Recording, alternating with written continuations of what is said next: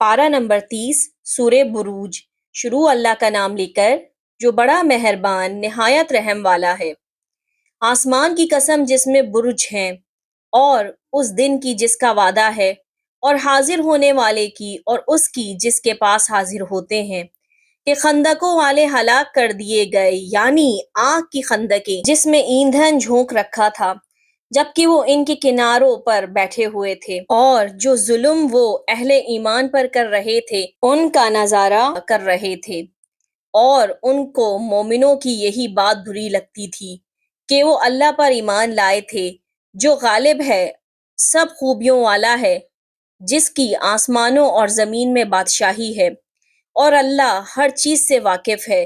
جن لوگوں نے مومن مردوں اور مومن عورتوں کو تکلیفیں دی اور توبہ نہ کی تو ان کو دوزخ کا اور عذاب بھی ہوگا اور جلنے کا عذاب بھی، اور جو لوگ ایمان لائے اور نیک کام کرتے رہے ان کے لیے باغات ہیں جن کے نیچے نہریں بہہ رہی ہیں، یہی بڑی کامیابی ہے۔ بے شک تمہارے پروردگار کی پکڑ بہت سخت ہے، وہی پہلی دفعہ پیدا کرتا ہے اور وہی دوبارہ زندہ کرے گا، اور وہ بخشنے والا ہے، بہت محبت کرنے والا ہے۔